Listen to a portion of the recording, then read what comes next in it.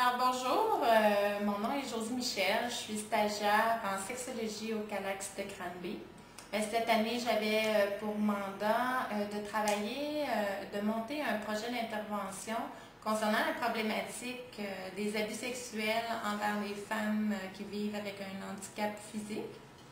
Alors, je vais poser des questions pour clore toutes les sessions que j'ai eues avec mon groupe de femmes.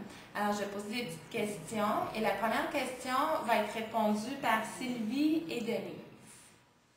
Je voulais savoir, qu'est-ce que vous retenez des rencontres qu'on a eues, des ateliers qu'on a fait ensemble?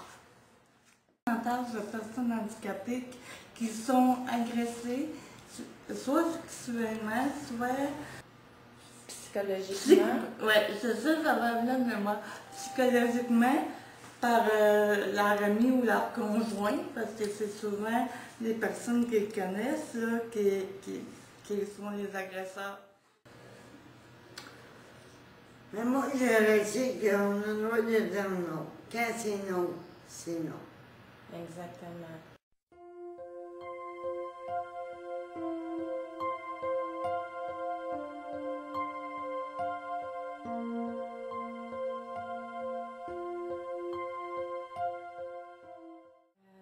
Pour toi, qu'est-ce que c'est le consentement quand on en a parlé? Là?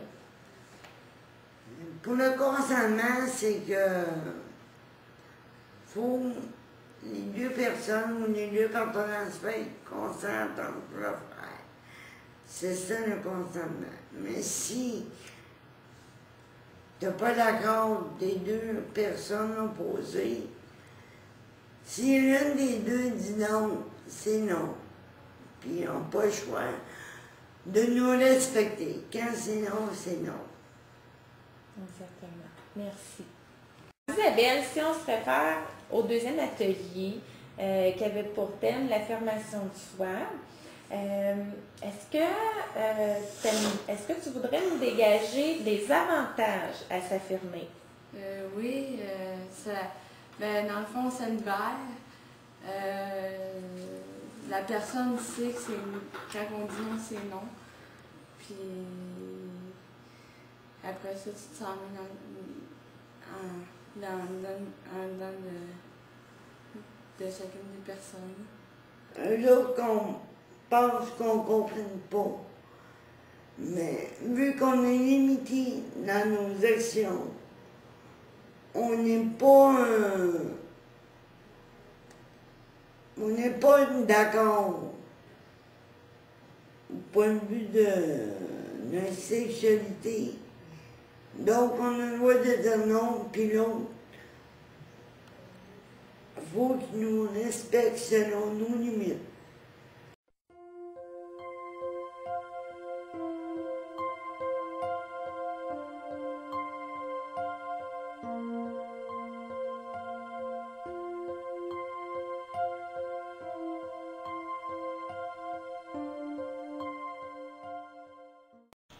Alors, Martine, quand on avait parlé, quand on avait eu l'atelier sur l'hypersexualisation, j'aimerais que tu me nommes les émotions que toi tu ressens quand tu vois toutes les affiches publicitaires avec les stéréotypes de beauté, là, avec des normes extrêmement élevées.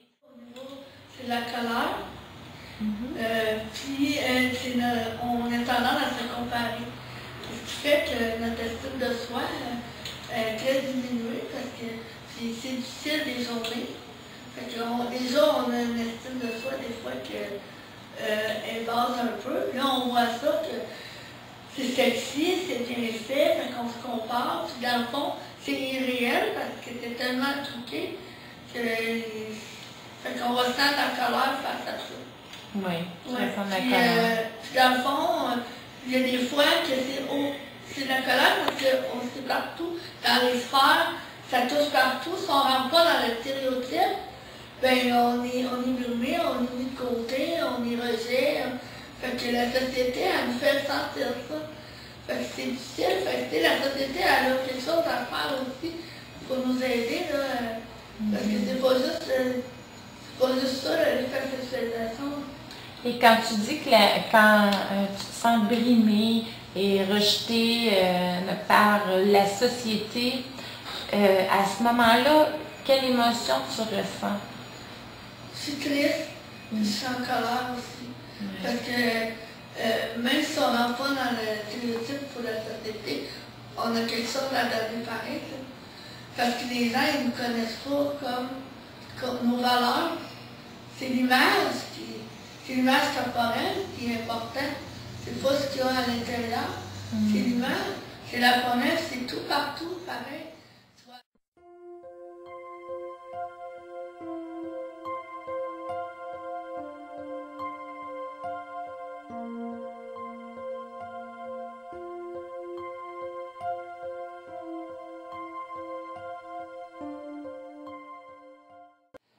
Alors, pour la dernière question, vous savez qu'il y a des gens qui vont voir la vidéo.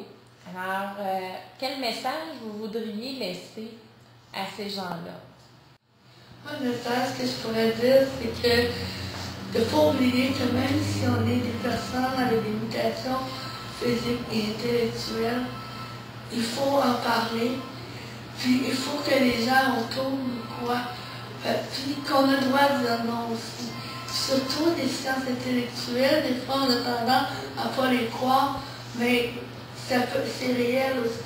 Parce que comme on disait au début, 86% des femmes sont agressées.